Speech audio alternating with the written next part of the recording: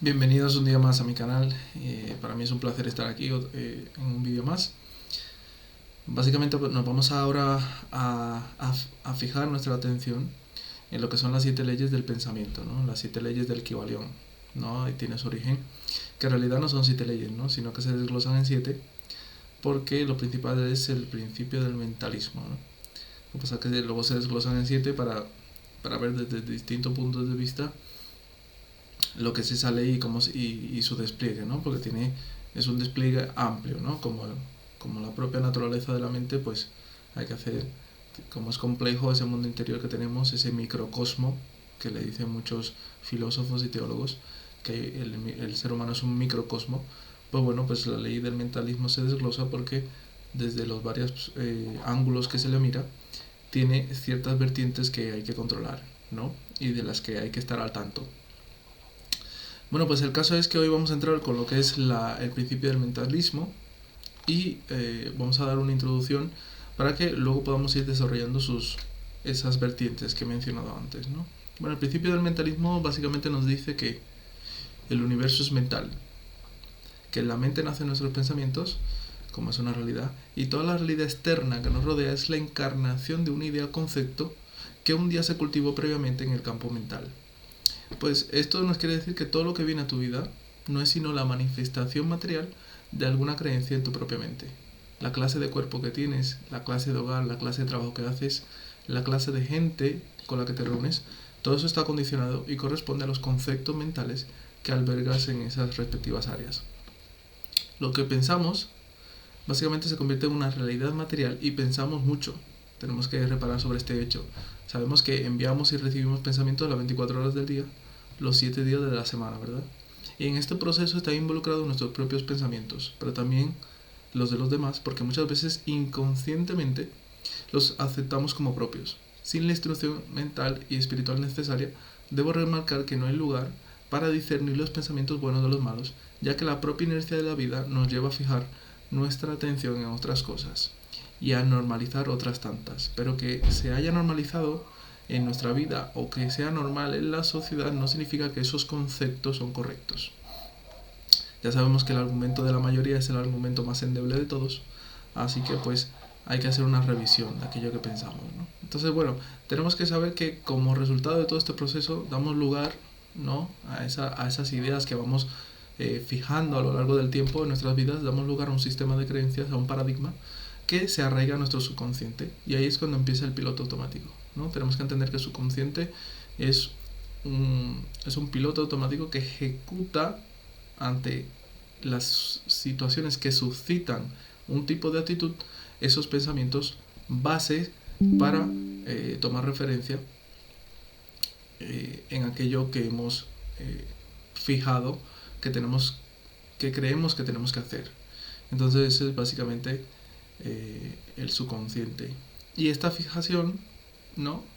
Básicamente se dio por repetición y el impacto emocional, para bien o para mal, que nos han causado las situaciones a las que nos hemos enfrentado a lo largo de nuestra vida, a lo largo de nuestra cronología existencial. Y esas creencias terminaron siendo las convicciones en las que nos basamos para decidir, pensar y actuar en nuestra vida. Y es aquí donde viene una gran cuestión. ¿Qué pasa si nuestro sistema de creencias, como he comentado antes, es erróneo o malo? ¿O está fundamentado sobre las bases más endebles? Pues la cuestión es que hay que cambiarlo. Y bueno, pues cambiarlo es vital porque si estudiamos psicología, vemos que el subconsciente domina o determina el 90% de las tendencias de la vida de un ser humano y que lo podemos sugestionar a través de argumentos y razones.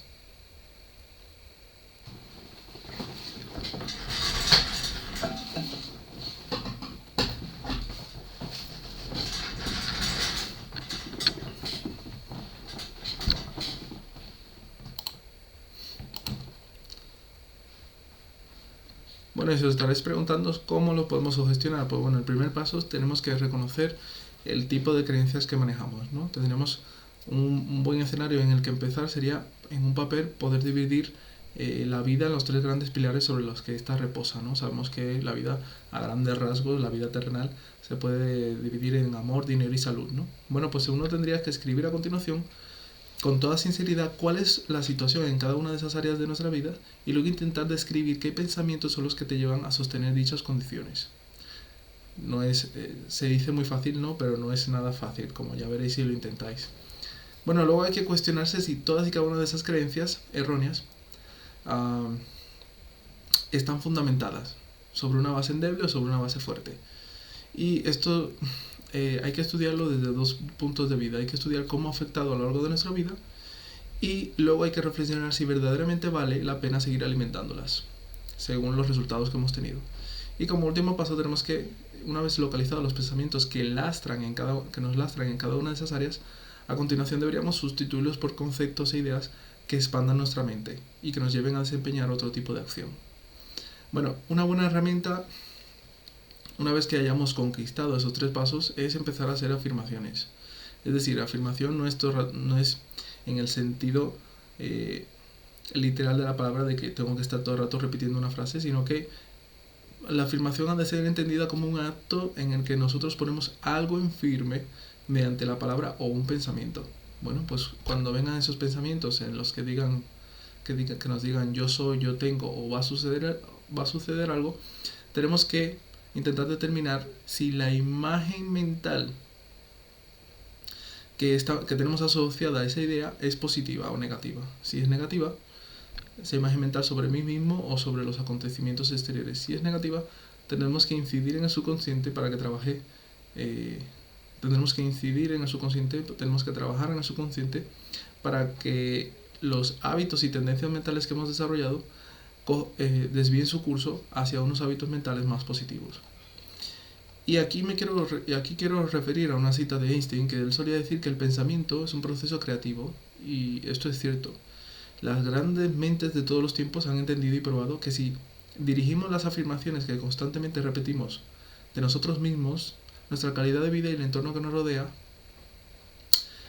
a aquello que realmente queremos que sea, irremediablemente veremos como todas esas semillas positivas brotan hasta florecer y obsequiarnos el fruto de la victoria en todo aquello que hemos depositado las mejores palabras, ¿no? Si realmente uno desea cambiar las cosas, Einstein decía que uno tiene que empezar a reformular el vocabulario y los pensamientos que uno tiene, porque es una locura pensar que vamos a solucionar o vamos a perpetuar los escenarios de nuestras vidas actuando de la misma forma de siempre. Y la razón de que actuemos de la misma forma en que lo hacemos siempre es porque estamos guiados por un paradigma, por un sistema de creencias en el que nos basamos para pensar, sentir y actuar, ¿no? Bueno, sabemos, estos son estimaciones científicas. Se nos dice que nuestra mente genera cada día más de 60.000 pensamientos.